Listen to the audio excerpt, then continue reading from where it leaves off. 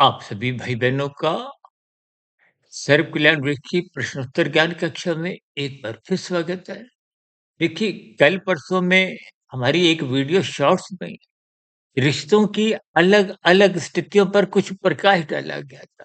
अब शॉर्ट्स में तो देखिए, हम बहुत ही संक्षेप में स्थितियों पर प्रकाश डालते हैं। देखिए, हमने उसमें कहा था कि तन के स्तर पर, चाहे वो पारिवारिक संबंध हों, चाहे व्यापार के स्तर पर संबंध हों या संसार में भौतिक जगत में जितनी भी स्थितियाँ आप और हम बनाते हैं, उन रिश्तों की स्थितियाँ अक्सर लाभ के स्तर पर, लोभ के स्तर पर, यानी कि कहीं न कहीं स्वार्थ के स्तर पर रुकी होती है। तो इसलिए वो तन के स्तर पर 1% तक ही हमारे जीवन को प्रभावित करती हैं। कहीं-कहीं पारिवारिक स्तर पर, मित्रों के स्तर पर, रिश्तेदारों के स्तर पर और कहीं-कहीं व्यापार के स्तर पर भी मानसिक स्तर पर जुड़ना हो जाता है। मानसिक स्तर पर जुड़ने से स्थितियाँ सकारात्मक बनती हैं। मनुष्य में मन के स्तर पर जुड़ने से ये जो लोभ वृत्ति है, ये एक मर्यादित स्थितियों में रहती है, कहीं-कहीं समाप्त भी हो जाती है। मनुष्य में धोखाधड़ी की स्थितियाँ नहीं होती। यानी कि मन के स्तर पर रिश्ते मजबूत होती हैं। इसलिए हमने उस स्थिति विशेष में रिश्तों की 10% यानी कि 1 से 10 गुना अधिक महत्ता समझाई थी। लेकिन जो भाई-बंधुओं ने आज प्रश्न रखा है, रिश्ते और संबंध में क्या अंतर है? देखिए, संबंध का अभिप्राय विशेष रूप से आत्मा और परमात्मा की स्थितियाँ हैं। आत्मा ज्ञान स्वरूप है, परमात्मा आनंद स्वरूप सत्ता है। यानी कि दोनों सत्ताएँ चेतन हैं। जबकि माया जड़ है। प्रकृति के तमोगुण, रजोगुण, सतोगुण की स्थितियाँ जड़ हैं। इन जड़ स्थितियों को आपने ज्ञान पूर्वक समझना है। देखिए, जड़ में कोई इच्छा शक्ति नहीं होती। जड़ पदार्थों का अपना स्वभाव है। पृथ्वी का अपना स्वभाव है, जल का अपना स्वभाव है, अग्नि का अपना, वायु का, शब्द का, सबका देखिए ये स्थितियाँ अलग-अलग है। इनके स्वभाव बदलते नहीं। अब उदाहरण के लिए आप घर पे चाय बनाते हो, तो गैस स्टोव यानी कि अग्नि का संग जब पानी को मिलता है, पानी का स्वभाव तो एक शीतलता है, तरलता है। अब उसमें एक उबाल कब आता है? जब वो अग्नि का संग करता है। तो पानी उबलता है, फिर चाय पत्ती अन्य प्रतिक्रियाओं में कुछ दूध डालते हुए, चीनी डालते हुए आप और हम चाय पीते हैं। और यदि उस जल को इन प्रक्रियाओं से गुजरने से पहले ही गर्म होने के बावजूद भी आप एक किनारे रख देते हो। गैस बंद कर दी, जल को एक किनारे रख दिया, तो आप पाओगे कि 10 मिनट, 15 मिनट, 20 मिनट में वो जल पुनः अपने स्वभाव में लौट आता है। क्यों? क्योंकि अब उसने अग्नि से अपना संबंध हटा दिया है। अब वो पुनः अपने संबंध में, अपने मूल धर्म में, अपनी मूल स्थिति में, अपने स्वभाव में लौट आता है। इन सभी स्थितियों को ही आपने ज्ञानपूर्वक समझना है। यानी कि आत्मा और परमात्मा, आपने आत्मा पर कोई नया ज्ञान नहीं लेना, आत्मा तो पहले से ही ज्ञान स्वरूप है। ये माया का अभिप्राय तमोगुण, रजोगुण की स्थितियाँ जिनको शास्त्र बार-बार कहते हैं, ये बंधनदायक है, बाँधती हैं और बंधन कोई भी अच्छा नहीं होता, दुखदायी होता है। कहीं-कहीं कुछ क्षणिक स्थितियों में सुख दे भी दे। देखिए, संसारी राशि सुख जितने भी हैं, ये अल्पकालिक है, क्षणिक हैं, देर सवेर दुख में बदल जाते हैं। क्योंकि संसार दुखल्य है। भगवान श्री कृष्ण जी ने इस जगत को ही दुखल्य नाम से संबोधित किया है। इसका अभिप्राय क्या है? यहाँ दुख बने ही रहते हैं। इन स्थितियों को मनुष्य तर्क पूर्वक, ध्यान पूर्वक समझता नहीं है।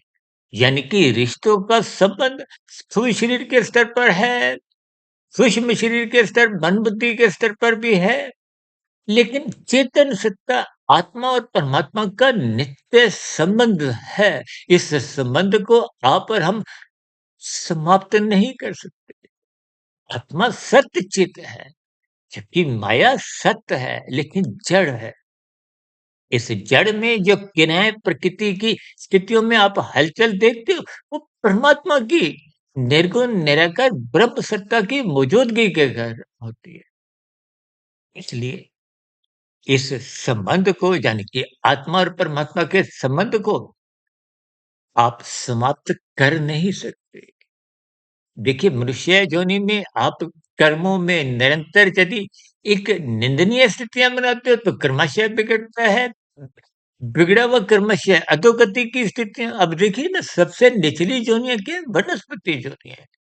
उन योनियों में कब जाना पड़ता है? जब लगभग संचित कर्मों में, पुण्य कर्मों की लगभग नगण्य स्थिति है, 5-10% है और पाप कर्मों की 90-95% स्थिति है। लेकिन वहाँ भी परमात्मा आपका संबंध बना रहता है। यानी कि आत्मा परमात्मा, आत्मा ज्ञान स्वरूप है, आनंद स्वरूप सत्ता नहीं है। आनंद उसको तभी मिलता है जब आप परमात्मा के सम्मुख होते हैं और परमात्मा के सम्मुख कब होती है? जब अपनी मूल स्थिति में होती है, ज्ञान स्वरूप स्थिति में होती है। इसलिए शास्त्र बार-बार कहते हैं सत्संग करो।